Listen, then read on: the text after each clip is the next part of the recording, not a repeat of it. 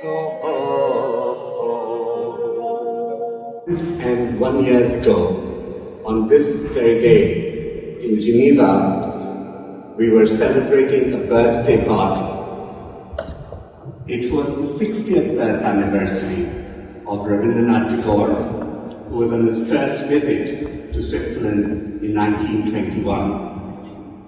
He visited twice thereafter, in 1926 and 1930.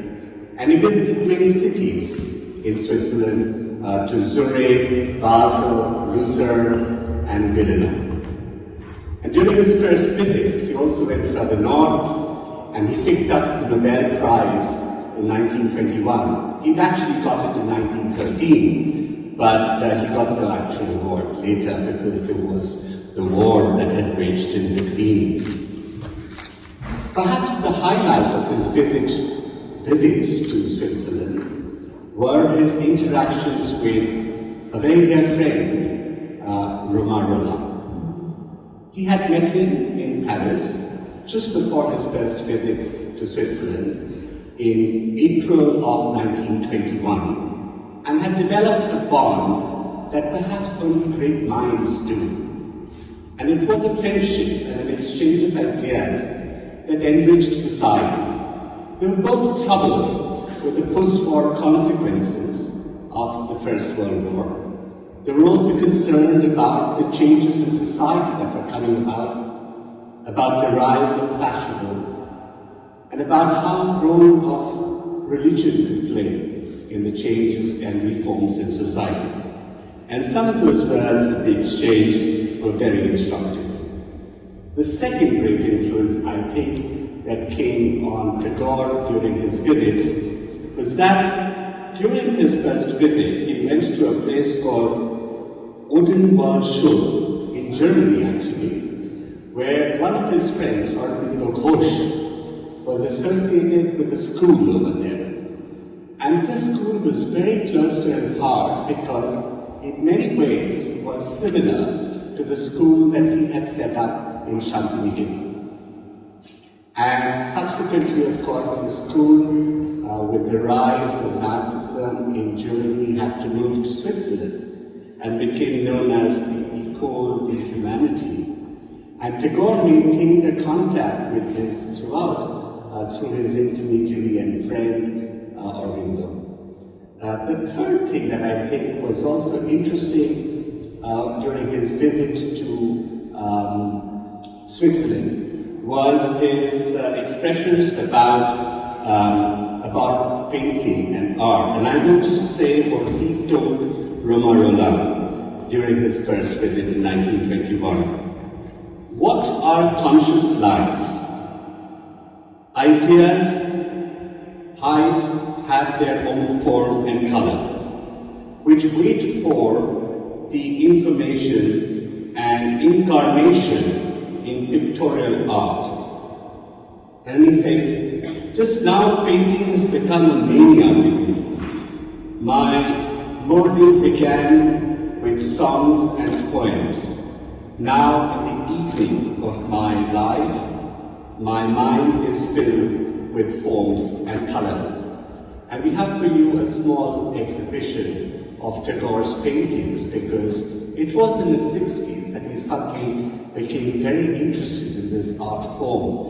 And his first exhibition was at the Pigalle in Paris in the 1930s. And it was quite an expression at that point of time to have this kind of an exhibition. But why are we, on the 161st anniversary of this person, still remembering and commemorating him? There are many reasons, of course, but I will just refer to three of them.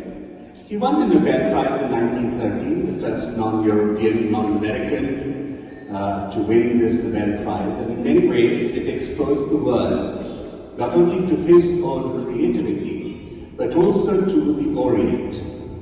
And that brought about a profusion of translations and works and interactions of his art and also his works.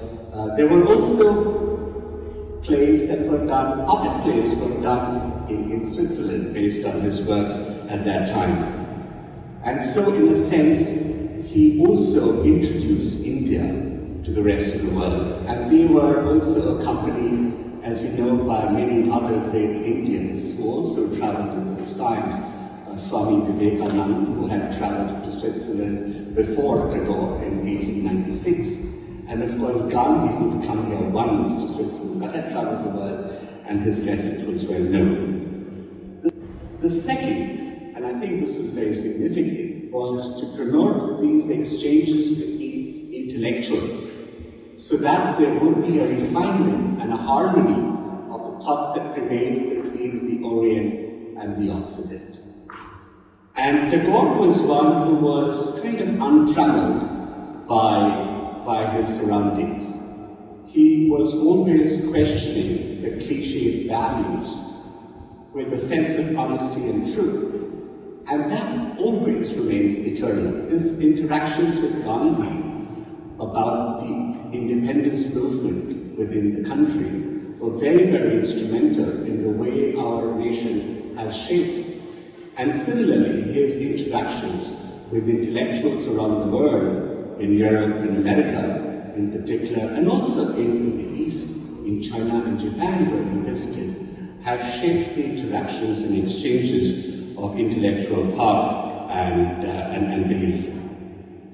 The third reason, I think, why we celebrate him, and you were listening to some of his music before the program began, he has such a creative genius that his profusion of talent came out in vast volume, and his creativity was quite unparalleled. So even today, in many, many ways, Tagore provides us those questions that we should ask and those solutions that we may seek. He, of course, leaves it to you to interpret them in your own way.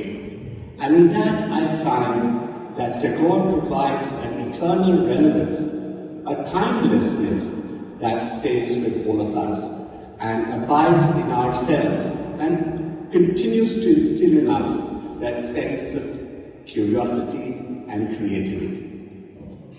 Finally, I would wish to thank Swisspuja in particular for being partners in this event. The program that you will see that's going to follow has been curated by them, and I must congratulate them for keeping up the traditions of the Tagore traditions and even passing it on to the next generation. So congratulations, Swisspuja.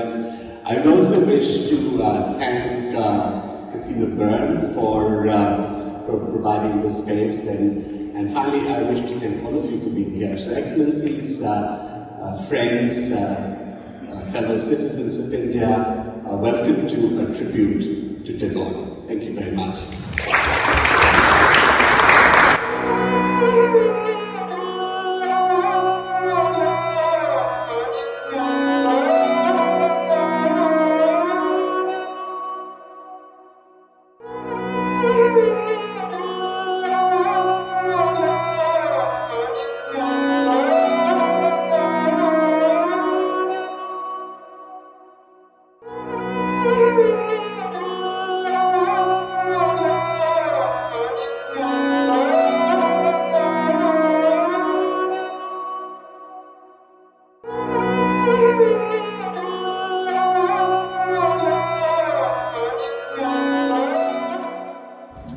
নমস্কার। কবিতা পাঠ করব কবিগুরু রবীন্দ্রনাথ ঠাকুরের দেবতার উপাস। গ্রামে গ্রামে সেই বার্তা রটে গেল ক্রমে, মৈত্র মহাশয় যাবে সাগর সম্পূর্ণ তীর্থস্থান বাড়ি। সঙ্গী দল গেল জুটি, কত বাল ও বৃদ্ধ নরনারী, নৌকা দুটি প্রস্তুত হইল ঘাটে। পুণ্য লোভাতুর মোক্ষদা কহিল আসি, হে দাদা ঠাকুর আমি তব হব সাথী। বিধবা যুবতী দুখানি করুণ আঁখি নামানে যুবতী কেবল মিনতি করে, অনুরোধ তার এমন কঠিন বল, স্থান কোথায় আর? মৈত্র কহিলেন তারে, পায়ে পড়ি লব, কেঁদে কহে স্থান করে লব কোন মতে এক ধারে। ভিজে গেল মন তবু দ্বিধা ভরে শুধালো ব্রাহ্মণ, নাবালক ছেলেটি কি করিবে তবে? উত্তর করিল না, রাখাল সে রবে আপন মাসির কাছে। তার জন্ম পরে বহুদিন ভুগেছিল সুতিকার জ্বরে, বাঁচিব ছিল না আশা।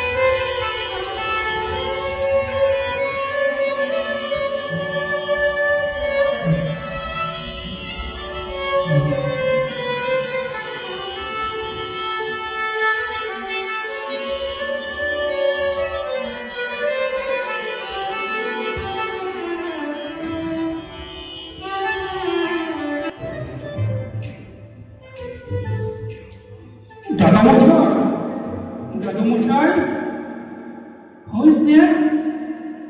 Nibhasan. Come on in. Come in. Pranam him. Is he Thakur? Yes, Rabi Thakur. Oh, is he worshipped? Of course. Every year in the month of Vaishak. That is his birthday month. Oh, and how do you do that? That's quite easy. You need one photo frame, one tablecloth, one mat, an incense stick, some cloves, and one book of mantras, Gita Anjali. Book of mantra? Where can I get it? In any shop. But there was a time people used to get it when they got married. I mean, as a gift. But nowadays, that has become obsolete. Ooh, why does he have such a long beard? You see, he's a Thakur, God. You know, like Lord Shiva has a long matted hair. Even he wrote a poem on the beard. Dari Rami Dari Tumi Dari Niye Jai Chena. Last year he got a prize by reciting that poem in the competition. তোমারো অসীমে প্রাণ মনোলয়ে যত দূরে আমি ধাই, কোথাও দুঃখ, কোথাও মৃত্যু, কোথাও বিচ্ছেদ না। তোমারো অসীমে প্রাণ মনোলয়ে যত দূরে আমি ধাই।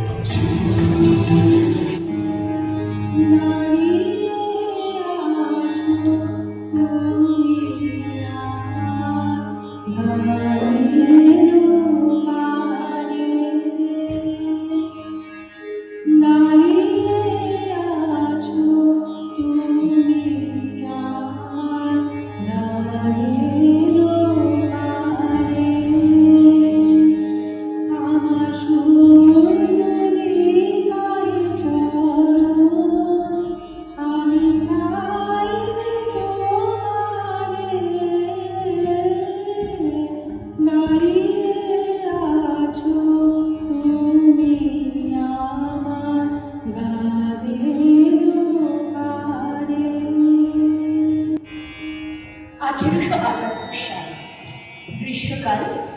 নীলের ব্যবসায়ী মোরাদ সাহেবের চন্দ্রনগরের কুঠিবাড়িতে ভাড়া নিয়েছেন কলিকাতার বিখ্যাত ঠাকুর পরিবারের কিছু সদস্য। বাড়িটি প্রাসাদ দুর্গ। গঙ্গার তীর থেকে পাথরে বাঁধানো সিঁড়ি ধাপে ধাপে উঠে গেছে ওপরে, মিশেছে এক সুবিশাল বাগানে। ঘাটের সিঁড়িতে নদীর দিকে মুখ করে দাঁড়িয়ে আছেন এক সুঠাম পুরুষ। কুঞ্চিত চুল, তীক্ষ্ণ নাসা, দীর্ঘকায় মজবুত গড়ন। বাগান সাজানো রয়েছে বেতের একটি গোল টেবিল ও কয়েকটি চেয়ার। একটি চেয়ারে বসে আছেন রবীন্দ্রনাথ ঠাকুর, জ্যোতিরিন্দ্রনাথের সর্বকনিষ্ঠ ভ্রাতা। একটা রেশমের কাজ করা কুর্তা আর কুচনো ধুতি পরা, মাথার চুল দুপাশে পাট করা, মাঝখানে সিঁথি। অপর চেয়ারটিতে জ্যোতিরিন্দ্রনাথের স্ত্রী কাদম্বরী, রবির নতুন বৌঠা। ইনিও সাধারণ নারীদের তুলনায় লম্বা, গাঢ় ভ্রু, কৌতুকময় চক্ষু। জ্যোতিরিন্দ্র মাঝি মাল্লাদের নির্দেশ দিয়ে রবি আর কাদম্বরীকে বললেন, চল, ঠিক করেছি আজ রাতটা গঙ্গার বুকেই কাটাবো। জ্যোতি দাদা জীবনকে উপভোগ করতে চান। এক এক দিন এক এক রকম পরিবেশ সৃষ্টি করে। তিনি ধরলেন রবির আড়ি। সূর্য অদৃশ্য, গঙ্গার দুদিকের গাছপালা ঝাপসা হয়ে এসেছে। একসময় বাজনা শেষ করে জ্যোতি বললেন, রবি, তুমি এবার একটা গান। রবি মুখ নিচু করে শুরু করলেন, লাবণ্যে পূর্ণ প্রাণে শোভে, কি লাবণ্যে পূর্ণ প্রাণে শোভে, আনন্দ বসন্ত সমাগমে, কি লাবণ্যে পূর্ণ প্রাণে শোভে, বিকশিত প্রীতি কুসুম হে, আনন্দ বসন্ত সমাগমে, বিকশিত প্রীতি কুসুম হে,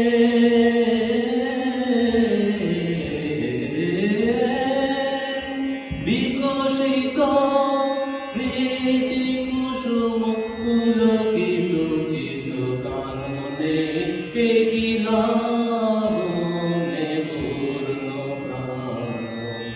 প্রাণে শোভে, আনন্দ বসন্ত সমাগমে, কি লাবণ্যে পূর্ণ প্রাণে শোভে। বর্ষাকাল। ঘাটের বৈঠায় বসে আছে রবি, উষ্ণলগ্ন পার হয়নি। কয়েকদিন অবিশ্রাম বৃষ্টিধারার পর প্রাচীনা গঙ্গাকে আজ মনে হচ্ছে পূর্ণ যৌবনা। হঠাৎ বাগানের বড় বড় গাছের ফাঁকে রবি নতুন বৌঠানকে দেখতে পেল। পরনে হালকা নীল রঙের শাড়ি, চূর্ণ চুল এসে পড়েছে মুখে, দুহাতে কোনো অলঙ্কার নেই, শুধু বাঁ হাতের মধ্যমায় একটা কমল হীরের আংটি। খুব মন দিয়ে ফুল তুলেছেন। রবি একটু দূরে দাঁড়িয়ে দেখল, তারপর মৃদু গলায় বলল, কেন গো আপন মনে শুনেছ বলে বলে। কাদম্বরী ঈষৎ চমকিত হয়ে মুখ তুলে চাইল। তারপর দুহাতের অঞ্জলি ভর্তি ফুল দেখিয়ে বললেন, দেখো ভানু, কত বকুল ফুল ঝরে পড়েছে, কি মিষ্টি গন্ধ। রবি কাছে এসে কাদম্বরীর অঞ্জলির কাছে মুখ নোয়াল, ঘ্রাণ নিল, বুক। শুধু ফুলের নয়, কাদম্বরীর সান্নিধ্যেরও তো একটা সৌরভ আছে।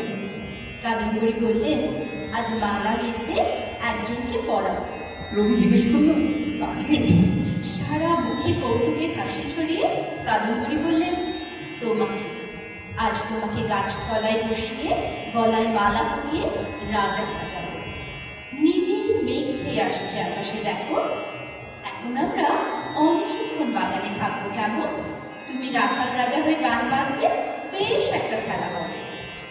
কোন খেলা যে খেলবো কখন, ভাবে বসে সেই কথাটাই। কোন খেলা যে খেলবো কখন।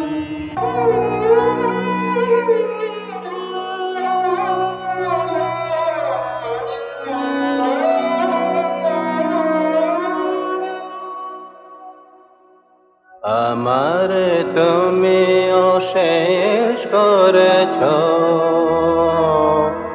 এমনি লীলা তব পুরায়ে ফেলে আবার ভরেছ জীবন নব নব। আমার তুমি অশেষ করেছ,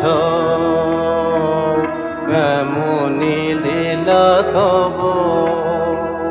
কত যে গিরি, কত যে নদী তীরে, বেড়ালে বহি ছোট এ বাঁশিটি রে। কত যে গিরি, কত যে নদী তীরে, বেড়ালে বহি ছোট এ বাঁশিটি রে। কত যে তান বাজালে ফিরে ফিরে, তাহারে তাহা কব। আমারে তুমি অশেষ করেছ, এমনি লীলা তব। তোমারি ওই অমৃত পরশে আমার হিয়া খানি, হারাল সীমা বিপুল হরষে।